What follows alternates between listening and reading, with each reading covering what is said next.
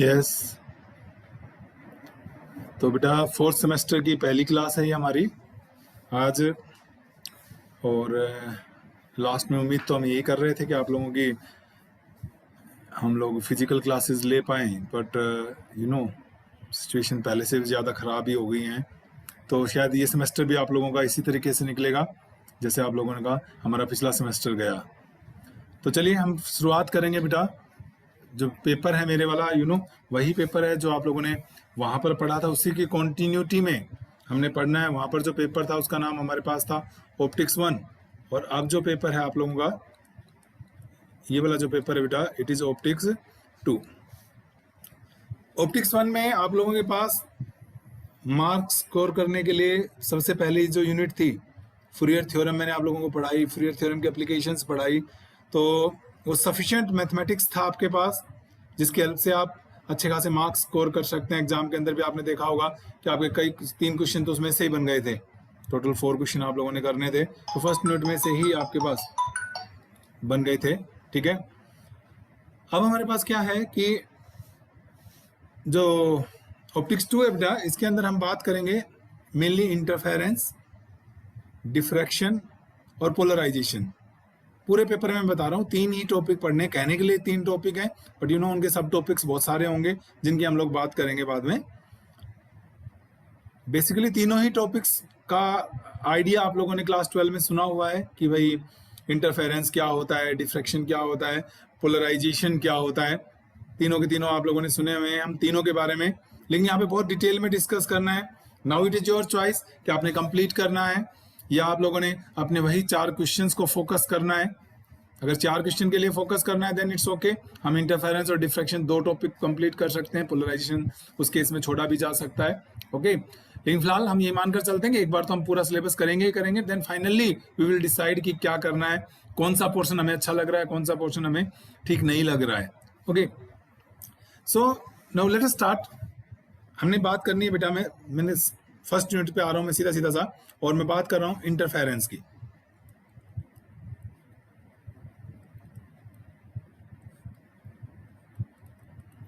बेटा आप ही पढ़ा लो फिर।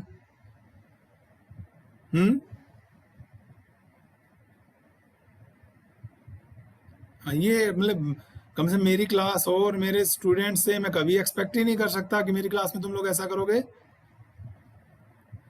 चलो अच्छा है, ठीक है ना। मैं हमेशा बोलता हूँ कि बड़ी अच्छी क्लास है ये वाली। तो ना देखो बेटा, इंटरफेरेंस की शुरुआत अगर हम करें तो सबसे पहले इंटरफेरेंस के लिए 2 सोर्सेज होने चाहिए। 2 सोर्सेज से लाइट आती है, 2 सोर्सेज की लाइट हम कहते हैं सुपर इम्पोज करती है तो इंटरफेरेंस होता है। तो क्या आप में से कोई बता सकता है मुझे कि वो कौन से सोर्सेज होते हैं जिनकी लाइट सुपर इम्पोज करने से इंटरफेरेंस होता है? क्या कोई खास नाम है उन सोर्सेज का? क्यों भाई? Coherent sources. Yes Deepti, coherent sources होते हैं। तो let us start with the coherent sources. आप अपने कमरे में 2 ट्यूबलाइट जला लें, 2 बल्ब जला लें, तो हमारे कमरे में तो इंटरफेरेंस नहीं होता है, ठीक है ना। Hello ma'am. यंग साइंटिस्ट जो थे उन्होंने फिर किस बेस पर कैसे किया? तो उन्होंने सबसे पहले बेटा क्या रिक्वायरमेंट थी उनकी कि सोर्सेज कैसे होने चाहिए आपके? कोहेरेंट सोर्सेज होने चाहिए। कोहेरेंट, को मीन्स बेटा कॉमन, इनहेरेंट इंटरनल, ऐसे सोर्सेज बेटा जिनकी इंटरनल प्रॉपर्टीज सेम हो। मतलब क्या है मेरा यहाँ इंटरनल प्रॉपर्टीज से ये नहीं है कि उनका साइज सेम हो, ठीक है कि नहीं है, डायमेंशन सेम हो, नहीं। ये ऐसे सोर्सेज होते हैं बेटा which emit light of same amplitude भी हो सकता है, डिफरेंट एम्पलीट्यूड भी हो सकता है। जो सबसे इंपॉर्टेंट बात है, they must emit the light of same wavelength, same frequency, and the light must be either in same phase, सबसे important point है ये, either in same phase or having constant phase difference।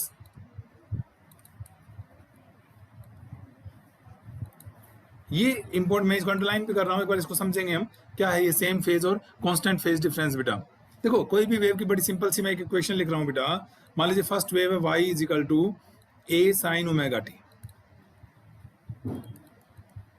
इसके अंदर ये y जो है ये क्या कहलाता है आपका डिस्प्लेसमेंट कहलाता है, a एम्पलीट्यूड होता है, मैक्सिमम डिस्प्लेसमेंट होता है, और ये जो ओमेगा टी होती है यही हमारी क्या कहलाती है बेटा फेज।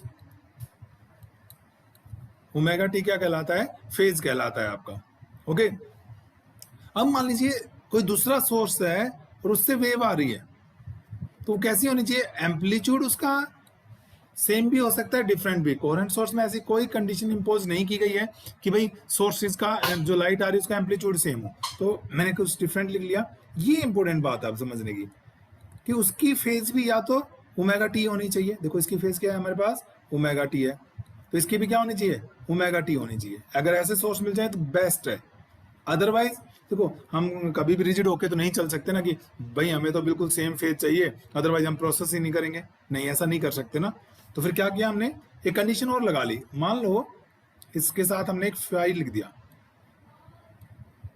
तो इस फाई को हम क्या बोलेंगे, फेज डिफरेंस बोलेंगे कि नहीं बोलेंगे बताओ। This phi is known as phase difference.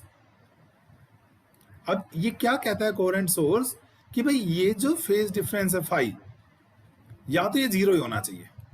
बहुत अच्छी बात, अगर ये जीरो हो जाएगा तो दोनों के दोनों किस में आ जाएंगे सेम फेज में, इसकी भी ओमेगा टी हो जाएगी और इसकी भी ओमेगा टी। ये तो सबसे मैंने कहा बहुत अच्छी कंडीशन आती है, पर ये मैं कह सकता हूँ it is an ideal condition, और आइडियल कंडीशन आपको पता है प्रैक्टिकली बहुत रेयरली मिलती है। तो फिर और क्या कहता है, या फिर जो ये फाई है it should not be a function of x and T, मतलब ना तो एक्स के साथ इसकी वैल्यू बदलनी चाहिए और ना ही टाइम के साथ इसकी वैल्यू बदलनी चाहिए। मींस मेरा कहने का मतलब क्या है कि फाई शुड बी कांस्टेंट। जैसे फॉर एग्जांपल ये यूं लिखा हो बेटा b sin omega t plus 60 degree लिख दूं मैं, तो अब चाहे जो मर्जी आप टी की वैल्यू चेंज कर लें इन दोनों इक्वेशंस में, जो डिफरेंस है वो तो कितना आएगा 60 डिग्री आएगा कि नहीं आएगा बताओ, चेंज ही नहीं होगा ना। ये तो टी आप चेंज करते रहे बेशक से, लेकिन फेज डिफरेंस तो हमेशा कितना रह जाएगा 60। तो हम कहेंगे ये कांस्टेंट फेज डिफरेंस का एग्जांपल हो गया हमारे पास। ठीक है बेटे, तो ये पहली बात हुई, कोहेरेंट सोर्स बहुत इंपॉर्टेंट है, बिना कोहेरेंट सोर्सेज के इंटरफेरेंस नहीं हो सकता है। दूसरी बात कि दो कोहेरेंट सोर्सेज कैसे ऑब्टेन किए जाएं। अगर दो इंडिपेंडेंट सोर्स है ना बेटा, जैसे आपके मैंने कहा कमरे के अंदर दो ट्यूबलाइट जला दिया आपने, कमरे में दो बल्ब जला लिया आपने, they can never be coherent, क्योंकि जो इंडिपेंडेंट सोर्सेज होते हैं बेटा उनकी जो फेज होती है it changes continuously. Independent sources के अंदर जो फेज होती है वो कॉन्टिन्यूसली चेंज होती है, and that is why they can never be coherent. तो इसलिए जो दो कोहेरेंट सोर्सेज होते हैं they are always produced from the single source by dividing a source into two parts। एक ही सोर्स के दो हिस्से करके हम कोहेरेंट सोर्स बनाते हैं बेटा। अब ये दो हिस्से करने का ये मतलब बिल्कुल मत समझ लेना कि एक ट्यूबलाइट है उसको पकड़ा और बीच में से दो हिस्से तोड़ दिए, दो पार्ट्स में तोड़ दिए, बोले दो हिस्से कर दिए हमने, वो पता लगा एक भी खत्म हो गया सोर्स। ये नहीं है। दो सोर्सेज का मतलब क्या है, जैसे मैं बताऊं सिंपली, आप यंग्स की बात करें बेटा, यंग्स की बात करें तो यंग्स ने क्या किया था, जैसे एक सोर्स ऑफ लाइट ले लिया और इसके सामने क्या किया बेटा, एक बहुत बड़ा कार्डबोर्ड रख दिया, यूं समझो आप, और इस कार्डबोर्ड में दो स्मॉल होल्स कर दिए। जैसे मान लीजिए एक यहां कर दिया,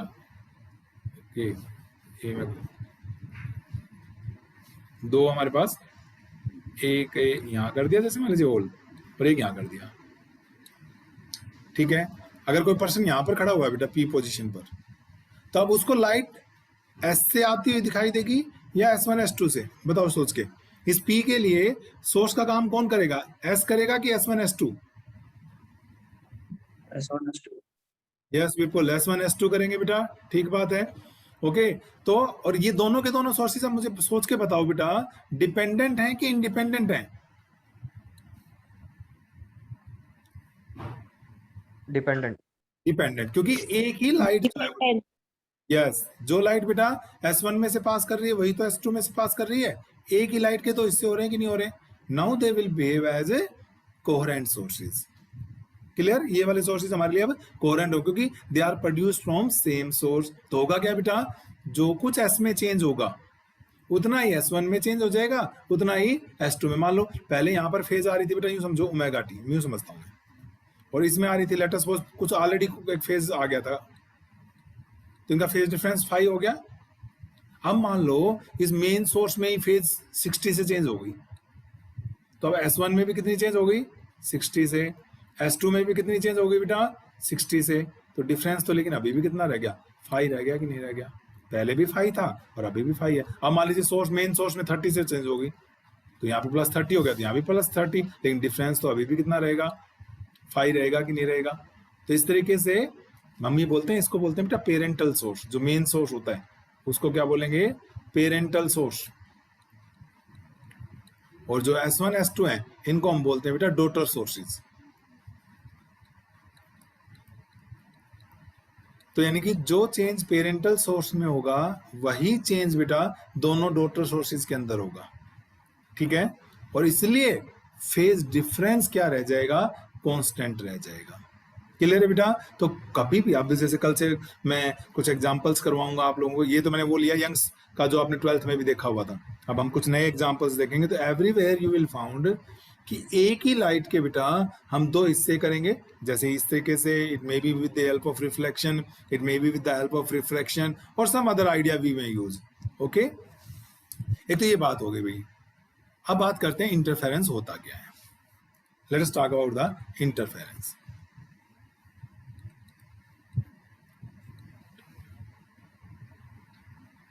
Sorry, it is interference.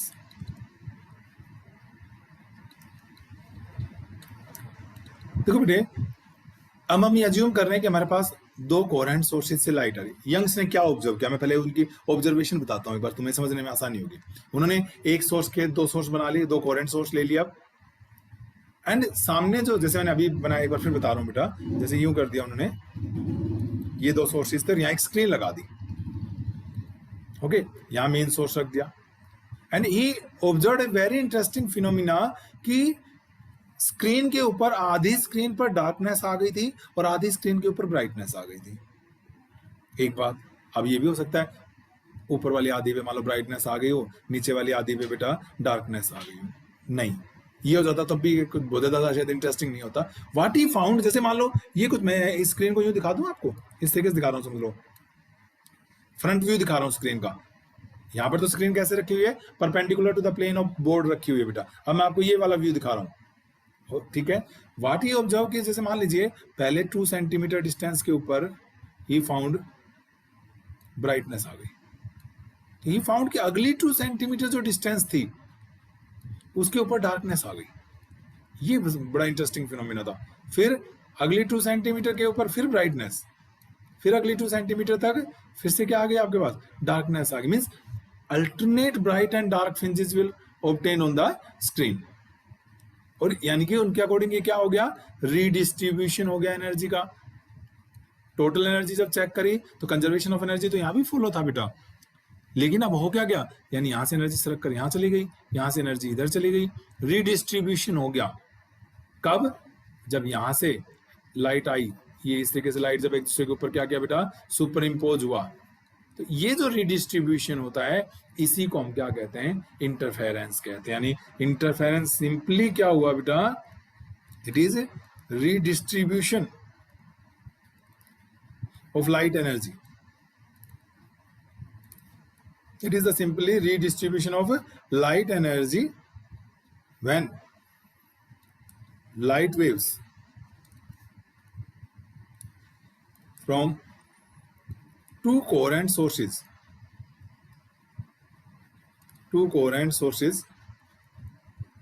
superimpose on each other. Two coherent sources superimpose on each other. अगर दो कोहेरेंट सोर्सेज से आने वाली लाइट बेटा सुपर इम्पोज कर जाए तो हमने कहा कि लाइट रीडिस्ट्रीब्यूट हो जाती है। मतलब कुछ हिस्से पे ब्राइटनेस, फिर डार्कनेस, फिर ब्राइटनेस, फिर डार्कनेस, इस तरीके का सिस्टम आ जाता है, और इसी को हम क्या बोलते हैं बेटा, इंटरफेरेंस बोलते हैं। अब इस इंटरफेरेंस में भी ध्यान से देखें तो इसका मतलब जहां ब्राइट फ्रिंजेस आ रही है बेटा वहां अलग मैकेनिज्म हो रहा होगा, और जहां डार्क फ्रिंजेस आ रही हैं वहां पर अलग मैकेनिज्म हो रहा होगा, यानी ब्राइट जो रीजन उनमें अलग प्रोसेस हो रहा होगा और डार्क में अलग पोर्शन हो रहा होगा। और इसी बेस पर यंग्स ने कहा बेटा कि interference is of two types. जहां पर ब्राइट फ्रिंजेस आ रही हैं उसको नाम दिया उन्होंने कंस्ट्रक्टिव इंटरफेरेंस। कंस्ट्रक्टिव, कुछ पैदा होना, यानी यहाँ पे क्या पैदा हो रहा है, लाइट बन रही है, उसकी इंटेंसिटी बढ़ रही है। डिस्ट्रक्टिव इंटरफेरेंस, डिस्ट्रक्टिव मतलब जहां पर क्या होता है बेटा, कुछ खत्म हो रहा है, और यहाँ पे क्या चीज खत्म हो रही है, लाइट खत्म हो रही है। तो इसी बेस पर उन्होंने कहा कि interference is of two types. Number one, constructive interference.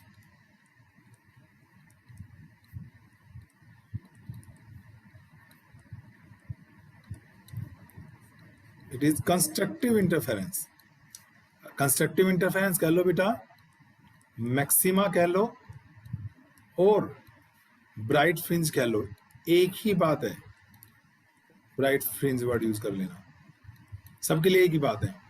तो कंस्ट्रक्टिव कब बनता है, व्हेन क्रस्ट, देखो बेटा लाइट कैसी वेव है, ट्रांसवर्स वेव है, और ट्रांसवर्स है तो ट्रांसवर्स में क्या होता है, क्रस्ट आते हैं और यूं आती है ना, ये वेव यूं आती है,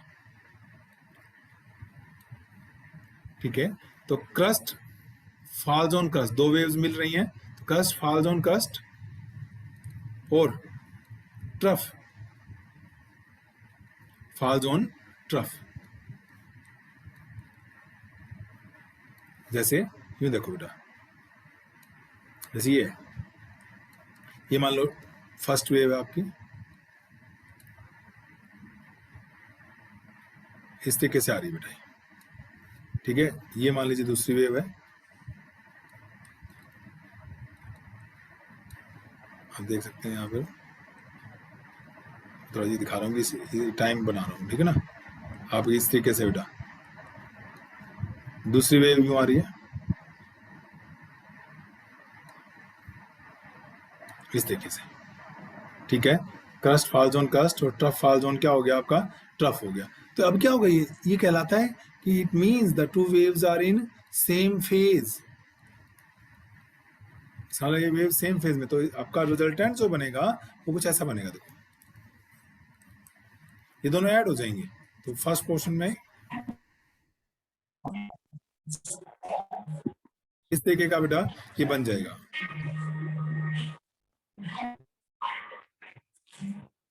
निशा आपका बेटा ये माइक ऑन है, निशा माइक को बंद करो बेटा। नाउ सी, ये हो गया, तो आप देख पा रहे हो यहाँ इंटेंसिटी क्या होगी, बढ़ गई, मैं एम्पलीट्यूड बढ़ गया। आप कहोगे सर लेकिन यहाँ पर कम भी तो हो गया, कम में भी तो ज्यादा हो गया, लेकिन बेटा ये तो मैक्सिमम को क्या बोलते हैं, हम एम्पलीट्यूड बोलते हैं। ये ए आया, अब ये माइनस ए आया, और जहां पर हम ब्राइटनेस की बात करते हैं वहां तो हम इंटेंसिटी की बात करते हैं। और इंटेंसिटी जो होती है वो डायरेक्टली प्रोपोर्शनल टू क्या होती है बेटा, एम्पलीट्यूड का स्क्वायर होती है। Intensity directly proportional to amplitude का स्क्वायर होता है। ओके, तो ये आ जाएगा हमारे पास। तो यहाँ पर ए का स्क्वायर भी है और माइनस ए का स्क्वायर भी है, तो यहाँ पर इंटेंसिटी मैक्सिमम हो जाएगी कि नहीं हो जाएगी, यानी जब क्रस्ट क्रस्ट से मिले और ट्रफ ट्रफ से मिले बेटा, तो उस वक्त मैक्सिमम इंटेंसिटी आएगी। ओके, और उसे हम क्या बोलेंगे बेटा कि कंस्ट्रक्टिव इंटरफेरेंस हो रहा है। और कंस्ट्रक्टिव इंटरफेरेंस के लिए जो फेज डिफरेंस है या तो जीरो होना चाहिए, जीरो हो जाएगा तो ठीक है, या फिर 2 पाई हो जाएगा। बेटा 2 पाई भी तो वही मतलब होता होगा, सेम घूमकर वहीं आ जाओगे आप एक सर्कल में। मतलब उसमें फर्क इतना है कि हमारे पास जैसे ये एक वेव है, तो दूसरी वेव समझ लो यहाँ से शुरू है बस, बाकी तो वैसे ही चलेगा। एक वेव का डिफरेंस होगा, एक वेव का मतलब पूरा एक सर्कल 2 पाई, 4 पाई हो बेटा। ये कंडीशन मैं बार बार पूछूंगा आपसे, बार बार यूज करनी पड़ेंगे बेटा आपको, मतलब याद होनी चाहिए। तो ये क्या आ जाएगा आपका 2n pi, even multiple of pi आ जाएगा बेटा। तो फेज डिफरेंस हो गया, कंस्ट्रक्टिव इंटरफेरेंस की कंडीशन क्या आ गई, it is 2n pi, that is even multiple of pi, it is even multiple of pi.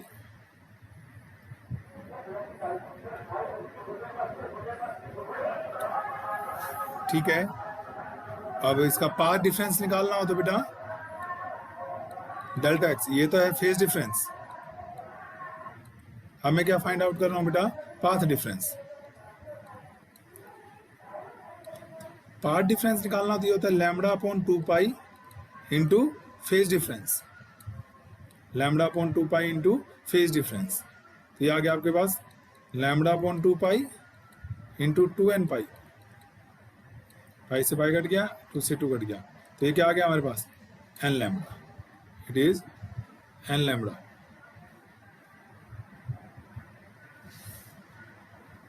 Delta x, तो ये कंडीशन है बेटा जो याद होनी चाहिए, क्योंकि हम जब कल से इसके नए आर्टिकल्स को आगे बढ़ाएंगे तो जैसे मैं कहूँगा भाई कंस्ट्रक्टिव इंटरफेरेंस बताइए, तो कंस्ट्रक्टिव इंटरफेरेंस के लिए अगर मुझे फेज की जरूरत है तो आप उसको 2n पाई के बराबर रख देंगे बेटा, और अगर पाथ डिफरेंस निकालना है तो उसको किसके बराबर रख लेंगे हम, n लैम्बडा के बराबर रख लेंगे।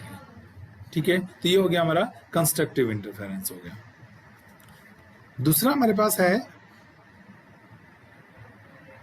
Destructive interference. It is destructive interference means dark fringes जब बननी हो, मतलब जहां मिनिमा आनी हो, एक ही बात है बेटा। It will take place when crest falls on trough or trough falls on crust।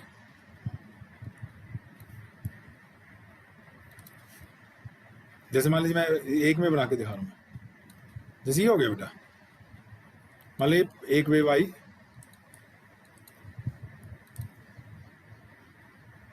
मान लो ये एक वेव है बेटा, ठीक है, और अब मान लो दूसरी वेव आ रही है आपके पास, ये देखो दूसरी वेव, ये इसमें बना रहा हूं बेटा y2, तो यही दिखा रहा हूं, और ये देखो उसका एम्पलीट्यूड मैंने मान लिया कम है, फिर ध्यान से देखो इसका क्रस्ट है इसके ट्रफ्स, या इसका क्रस्ट इसके ट्रफ, क्रस्ट ट्रफ से मिल रहा है या ट्रफ क्रस्ट से मिल रहा है। ओके, तो अब क्या होगा, ये अपोजिट फेज हो गई कि नहीं, जैसे मैंने वहां बताया, तो उसको बोलते हैं हम सेम फेज में होनी चाहिए वेव्स। इसके लिए आपकी जो वेव्स होनी चाहिए बेटा वो किस में होनी चाहिए, अपोजिट फेज में होनी चाहिए। 180 का फेज साफ साफ दिखाई दे रहा है। तो अब अगर मैं इनका रिजल्टेंट निकालूं बेटा तो सब्ट्रैक्ट हो जाएगा ना, जैसे मान लीजिए ये वाली चीज है बेटा, और ये अगर ये A1 है और ये A2 है, तो कितना बचेगा मेरे पास, A1 माइनस A2 बचेगा कि नहीं बचेगा बताओ। ओके, तो इसलिए जो रिजल्टेंट आएगा वो क्या आ जाएगा आपके पास, इस तरीके का, कम होती है इंटेंसिटी, कम हो जाएगी, ये बच जाएगा बेटा, बड़े में से छोटा सब्ट्रैक्ट हो जाएगा। तो क्या हो गया, एम्पलीट्यूड कम हो गया कि नहीं हो गया, एम्पलीट्यूड कम हो गया तो इंटेंसिटी भी कम हो जाएगी। एक तो बेटा मिनिमा का मतलब परफेक्ट डार्कनेस नहीं है, it does not mean perfect darkness, it does not mean perfect darkness. Okay, minima का मतलब देखो बेटा, मैक्सिमा और minima, brightness and darkness are two comparative terms. जैसे मैं इस रूम में बैठा हुआ हूं, मैं इस रूम से बाहर चला, यहाँ भी कहीं अंधेरा तो है नहीं, लेकिन अगर मैं रूम से बाहर चला जाऊं तो सनलाइट है, इंटेंसिटी ज्यादा है, तो मैं कहूंगा वहां ब्राइटनेस है और यहाँ डार्कनेस है। जहां हम कंप्लीट अंधेरे की बात करेंगे ना बेटा, उसके लिए एक वर्ड यूज करेंगे परफेक्ट डार्कनेस। और परफेक्ट डार्कनेस आप समझ भी सकते हैं कब आएगी, जब A1 और A2 बराबर हो जाएंगे, जो दो सुपर इम्पोजिट वेव है वो अपोजिट फेज में हो और साथ में उनके एम्पलीट्यूड्स क्या हो बेटा, सेम हो, तो एक दूसरे को कैंसिल आउट कर देंगे, और कैंसिल आउट कर देंगे तो परफेक्ट डार्कनेस आ जाएगी। पर यहाँ पर पिछली बार मैक्सिमा में आपने देखा था इस तरीके का बड़ा सा वेव आई थी, एम्पलीट्यूड बढ़ गया था, तो इसको तो बोलेंगे हम ब्राइटनेस बेटा, और इसको बोलेंगे हम डार्कनेस। ये क्लियर है, ब्राइटनेस और डार्कनेस मतलब कंपैरेटिव टर्म्स हैं, high intensity and low intensity. Minima does not mean, darkness does not mean zero intensity. जहां जीरो इंटेंसिटी की सिचुएशन होगी उसको हम क्या बोलेंगे बेटा, परफेक्ट डार्कनेस कहेंगे। ठीक है, तो अब जरा यहाँ कंडीशंस देखिए बेटा, फेज डिफरेंस के लिए आपने कहा बिल्कुल अपोजिट फेज में होना चाहिए, तो यानी पाई हो, 3 पाई हो, 5 पाई, जैसे वहां पर इवन मल्टीपल्स थे बेटा, तो यहाँ क्या आ जाएंगे आपके ओड मल्टीपल्स। तो phase difference must be odd multiple of pi, and अगर मैं पार्ट डिफरेंस निकालूं तो बेटा फार्मूला भी बताया था, it was lambda upon 2 pi into phase difference, it is lambda upon 2 pi into 2n minus 1 pi, pi से पाई कैंसिल आउट हो गया, and it is 2n minus 1 lambda by 2, that is क्या क्या आगे condition बेटा, ये दो conditions आ गए आपके पास कि भाई फेज डिफरेंस जो है वो क्या होना चाहिए, ओड मल्टीपल ऑफ पाई होना चाहिए, और पार्ट डिफरेंस जो है वो क्या होना चाहिए, odd multiple of lambda by 2 होना चाहिए। ठीक है, तो हमारे पास डेल्टा फाई जिस 2n minus 1 pi and it is odd multiple of lambda by 2। ठीक है बेटा, तो ये बेसिक हो गया हमारे पास, what is constructive interference, what is destructive interference, and what are the mathematical conditions for constructive and destructive। Actually हम मानकर चलते हैं कि हमने ये पढ़ी हुई हैं, ठीक है, लेकिन हमने बहुत पहले पढ़ी थी, तो मुझे लगा कि पता नहीं हमें याद भी हो या ना हो, तो मैंने कहा कि पहली जो क्लास है उसको हम एज ए इंट्रोडक्टरी क्लास रखें, जो पुराना पढ़ा हुआ है उसको एक बार इकट्ठा कर लें चीज़ों को, ताकि कल मैं जैसे टर्म बोलूँ कंस्ट्रक्टिव इंटरफेरेंस, ओके, और it is an pi 2n पाई, तो आप एकदम से यूँ ना समझिए कहाँ से आ गई टर्म्स, इसलिए ये रिविजन करना जरूरी था बेटा। और क्या चीज़ें होती हैं इसके अंदर एक बार देखें, एक होती है बेटा इसके अंदर फ्रिंज विड्थ,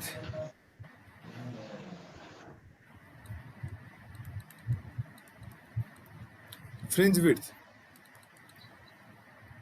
आपने कहा कि alternate bright and dark fringes बनती हैं बेटा, तो द डिस्टेंस बिटवीन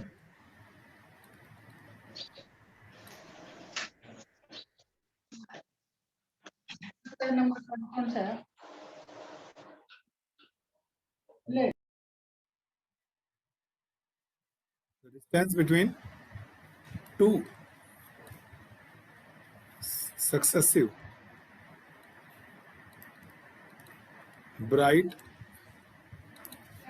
और dark fringes is called fringe width. और फ्रिंज विड्थ को यू ऑल नो हम किससे डिनोट करते हैं बेटा, बीटा से डिनोट करते हैं। फ्रिंज विड्थ जो होता है तो ब्राइट और डार्क फ्रिंजेस के बीच की जो डिस्टेंस होती है that is called fringe width. और जो फ्रिंज विड्थ है हमारे पास, जैसे क्या चीज़ है बेटा, हमने कहा कि जैसे ये स्क्रीन है, जहाँ पार डिफरेंस 0 है सेंटर, वहाँ आपने कहा मैक्सिमा बनती है, मान लीजिए इस तरीके की मैक्सिमा बन गई बेटा, ये मिनिमा होगी, ये मैक्सिमा होगी, ये अगली मैक्सिमा होगी, इस तरीके से मैक्सिमा मिनिमा बेटा बनती चली जाएंगी दोनों तरफ। इंटरफेरेंस में ये थोड़ा ऊपर से, इंटरफेरेंस में ये होता है बेटा कि दोनों के अंदर जो मैक्सिमाज होती हैं उसकी इंटेंसिटी क्या होती है, सबकी इंटेंसिटी सेम हो ली जाती है उसके अंदर। ठीक है, जैसे ये वेरी गुड, अभी आर्ट्स की परफॉर्मेंस दिखा रहा है कोई बच्चा ना, मतलब बेटर है कि जो पढ़ना चाहते हैं उन्हें भी मत पढ़ने दिया जाए। तो ये जो मैक्सिमाज है बेटा, जोनी बेटा तेरे को कुछ समझ में तो आ नहीं रहा है, तुझे क्या लगता है कंप्यूटर सॉफ्टवेयर मुझे बताएगा नहीं कि तूने क्या कौन कर रहा है ये?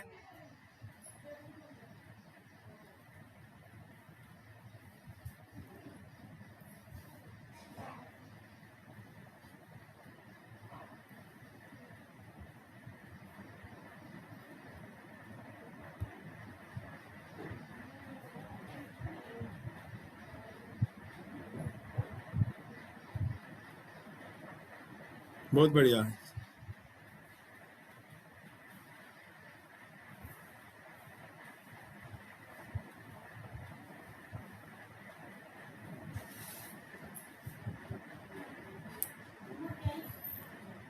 ये जो मैक्सिमाज हैं इन सब की जो इंटेंसिटी होगी बेटा वो सेम होती है। तो जैसे ये मैक्सिमा है, ये मैक्सिमा है, यहाँ से यहाँ तक की जो डिस्टेंस होगी वो बीटा होगी, यहाँ से यहाँ तक की जो डिस्टेंस होगी वो क्या होगी, बीटा होगी। सिमिलरली ठीक है, अगर मैं मिनिमा की बात करूं बेटा, यहाँ से यहाँ तक ये फ्रिंज विड्थ कहलाती है। दो एडजेसेंट मैक्सिमा या दो एडजेसेंट मिनिमाज के बीच की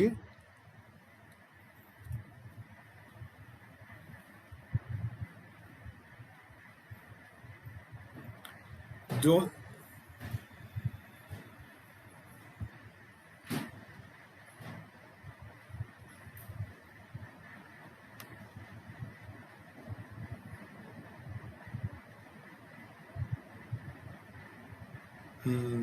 ठीक है जोनी, लिखे जाओ, कोई बात नहीं।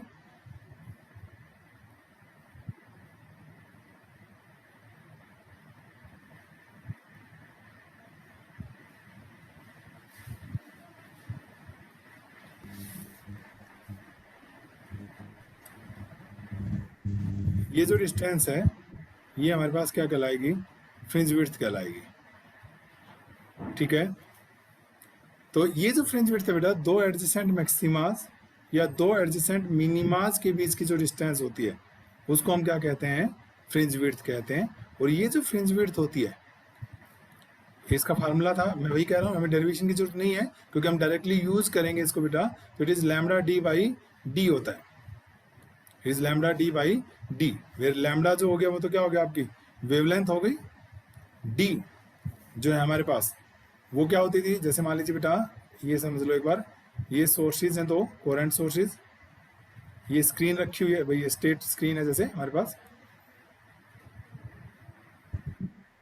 ये हमारे पास स्टेट स्क्रीन है और मान लीजिए स्क्रीन रखी हुई है। तो कैपिटल डी ये डिस्टेंस होती थी बेटा, सोर्स और स्क्रीन के बीच की डिस्टेंस होती थी। और ये वाली जो डिस्टेंस है दो सोर्सेज के बीच में S1 एंड S2, ये वाली जो डिस्टेंस थी बेटा ये कहलाती थी आपकी स्मॉल डी, ठीक है। मैं फिर बोल रहा हूँ कि कैपिटल डी जो है वो distance between sources and the slit है, स्मॉल डी जो है वो हमारे पास क्या है बेटा, S1 S2, दो जो सोर्सेज हैं कोहेरेंट सोर्सेज हैं उनके बीच की डिस्टेंस है। एंड वेवलेंथ तो आपको पता ही है, लाइट की वेवलेंथ है, ठीक है। मान लो मैं इस पूरे सिस्टम को वाटर में डिप कर दूं, लेट अस सपोज वाटर का रिफ्रैक्टिव इंडेक्स कितना है बेटा, म्यू रिफ्रैक्टिव इंडेक्स है, ओके। तो अब देखो वाटर में जाने से क्या डी बदला, मैंने एज सच सेपरेटर्स को वाटर के अंदर डिप कर दिया है, ठीक है। तो ना तो डी बदला ना ये डी बदला, लेकिन now comes about the wavelength बेटा। When you change the medium, आपको पता है वेलोसिटी जो होती है, रिफ्रैक्टिव इंडेक्स जो होता है वो होता है velocity of light in vacuum upon velocity of light in medium, and velocity का फार्मूला होता है new lambda, it is new lambda in the medium. एक इंपॉर्टेंट बात है ये कि जो फ्रीक्वेंसी होती है इट नेवर चेंजेस बेटा, चाहे रिफ्लेक्शन हो रिफ्रैक्शन हो, आप सेम मीडियम में रहें, आप मीडियम चेंज कर लें, जो फ्रीक्वेंसी होती है वो कभी चेंज नहीं होती है। तो ये तो हमारे पास कैंसिल हो जाएगी फ्रीक्वेंसी, तो मीडियम के अंदर यानी वाटर में चले जाएं आप तो वेवलेंथ चेंज हो जाएगी बेटा, और वेवलेंथ कितनी हो जाएगी, लैम्बडा बाई म्यू हो जाएगा हमारे पास। तो नई वेवलेंथ नया क्या आ गया, लैम्बडा की जगह हो गया लैम्बडा बाई म्यू, पर ना कैपिटल डी बदला ना स्मॉल डी बदला, ये पूरा का पूरा मेरे पास क्या आ गया बेटा, बीटा आ गया। तो बीटा बाई क्या आ जाएगा, म्यू। तो अगर पूरा वाटर में डिप कर दिया जाए तो beta by mu, and mu की वैल्यू ग्रेटर देन 1 है, beta is mu is greater than 1, okay. तो beta dash is less than beta हो गया, और beta dash less than beta है बेटा। तो इसका मतलब क्या हुआ, हमारे पास जो ये पैटर्न है फ्रिंज विड्थ कम हो जाएगी, और कम होने का मतलब समझते हैं, इस तरीके से नैरो हो जाएगा pattern, it will be a narrow pattern, interference pattern will become narrow, ठीक है। तो भाई ये मैं बस आज की क्लास का तो ये था कि एक तो कुछ स्टार्ट हो हमारा सिलेबस, और मैं थोड़ा सा इंट्रोडक्शन दे सकूँ तुम्हें इंटरफेरेंस के बारे में। तो ये पिछली क्लासेस में जो पढ़ा हुआ है आपने उस सब का ही इंट्रोडक्शन था, एज सच मैंने कुछ नया नहीं पढ़ाया है आप लोगों को। तो कल हम लोग बात करेंगे बेटा, और जोनी की कलाकारी यहाँ पे ये देख रहे हैं आप लोग, ठीक है ना, इसकी भी हम देख रहे हैं। तो चलो अच्छी बात है, इसे कुछ बनाना और कुछ करना तो आता ही है। तो बेटा कल मैं क्लास लूँगा, और मैं ग्रुप सेम टाइम रखे 12 बजे, या सुबह ले सकते हैं क्या 10:30 पे, can we have class at 10:30?